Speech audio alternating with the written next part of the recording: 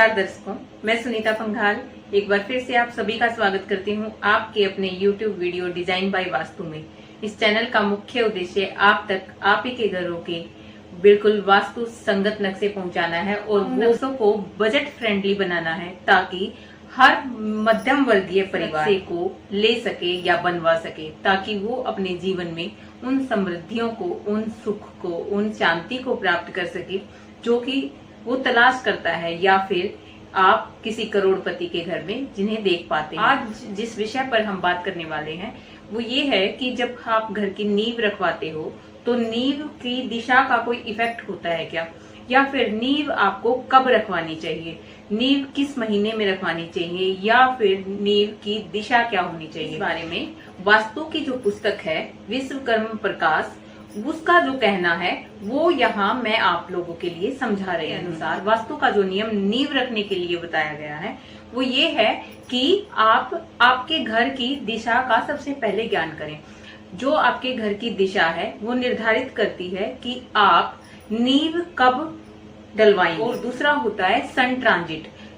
इस चीज का पता आप गूगल से आराम से कर सकते हैं कि सूर्य जो है वो किस राशि में परिवर्तित हो रहा है और कब से हो रहा है। इस चीज का भी बहुत बड़ा इफेक्ट होता है आपकी नींव के रखवाने पर। चलिए इस चीज को थोड़ा विस्तार से समझते हैं। किसी भी व्यक्ति के लिए ये बहुत दुख भरी बात होती है अगर कंस्ट्रक्शन शुरू होने के बाद उसे पता चले कि इस मकान की नींव में कुछ कमी रह गई है, जिसके कारण मकान की कंस्ट्रक्शन का काम बहुत बार रुक रुक कर होता है, या फिर कंस्ट्रक्शन के दौरान किसी अप्रिय घटना के होने की संभावना बन जाती है। इन सभी संभावनाओं को खत्म करने के लिए विश्वकर्मा प्रकाश पुस्तक में नींव के लिए 2 कॉन्सेप्ट बताए गए हैं। पहला, आप अपने मुख्य द्वार की दिशा का ध्यान रखें। अगर मुख्य द्वार ईस्ट फेसिंग है तो भाद्रपद, अश्विन और कार्तिक, जो कि अगस्त से लेकर नवंबर तक का समय होता है, इस समय पर नींव रखें। अगर आपका प्लॉट साउथ फेसिंग है तो मार्गशीर्ष, पौष और माघ, जो कि नवंबर से लेकर जनवरी से फरवरी तक का टाइम होता है, इस समय पर नींव रखें। अगर आपका प्लॉट वेस्ट फेसिंग है तो फाल्गुन, चैत्र और बैसाख, मतलब कि फरवरी, मार्च से लेकर मई तक का ये समय होता है, इस समय पर आप नींव रखें। अगर आपका प्लॉट नॉर्थ फेसिंग है तो आप ज्येष्ठ, आषाढ़ और श्रावण मास में अपने प्लॉट पर नींव की शुरुआत करें, जो कि मई से लेकर अगस्त तक का समय होता है। दूसरी मान्यता के अनुसार ये माना जाता है कि पूरी पृथ्वी शेषनाग के फन पर विराजमान है। हमारे घर के वास्तु पुरुष भी शेषनाग पर विराजमान है। हर समय ये शेषनाग गति करता है और हमें नींव की शुरुआत वहाँ से करनी होती है जहाँ पर शेषनाग जी के शरीर का कोई भी हिस्सा मौजूद ना हो, और इस चीज़ का पता सूर्य के गोचर पर निर्भर करता है।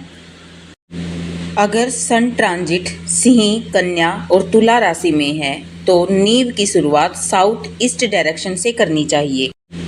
अगर सन ट्रांजिट स्कॉर्पियो, सेजिटेरियस और कैप्रिकॉर्न में है तो नींव की शुरुआत नॉर्थ ईस्ट से होनी चाहिए। अगर टोरस, जेमिनी और कैंसर में है तो साउथ वेस्ट से, और एक्वेरियस, स्पाइसिस और एरीज में है तो नॉर्थ वेस्ट से नींव की शुरुआत करनी चाहिए। प्रत्येक वर्ष सूर्य के गोचर का समय अलग अलग हो सकता है। सूर्य के गोचर का जो समय है उसका पता हमें गूगल सर्च करके आसानी से पता लग सकता है।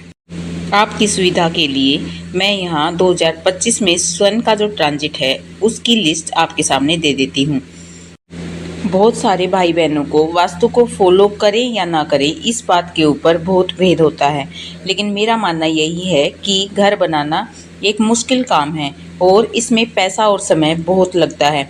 लेकिन अगर आपको घर बनाने के बाद ये पता लगे कि आपका जो घर है उसमें कुछ कमियां रह गई हैं तो ये आपके लिए परेशानी का सबब बन जाता है। एक मिडिल क्लास परिवार के लिए घर बनवाना और घर में कमी आने के बाद उसको तोड़वाना दोनों ही असंभव से काम होते हैं।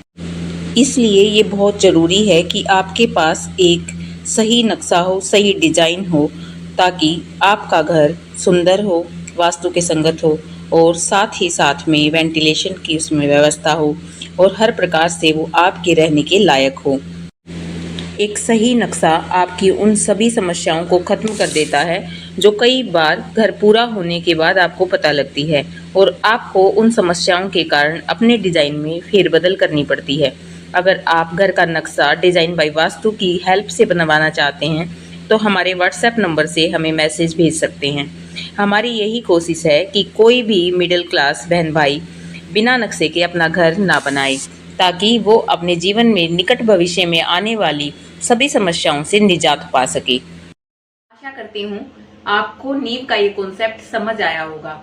अगर आपको ये कॉन्सेप्ट समझ आया है तो आप अपने घर में जरूर ही इस चीज का ध्यान रखिए कि आप जिस घर को बनाने जा रहे हैं उसकी दिशा क्या है और सन ट्रांजिट क्या इस वक्त या जिस वक्त आप नींव रखने जा रहे हैं उस वक्त क्या है। उससे मेरा विनम्र निवेदन है कि आप इस चैनल को अधिक से अधिक शेयर करें, सब्सक्राइब करें, ताकि और लोग भी इस चैनल के माध्यम से अपने घरों को अच्छा कर पाएं, वास्तु संगत कर पाएं। इसी आशा के साथ कि वास्तु आपके जीवन में नई रोशनी भरता रहेगा, मैं सुनीता पंगाल आप लोगों से लेती हूँ विदा। नमस्कार।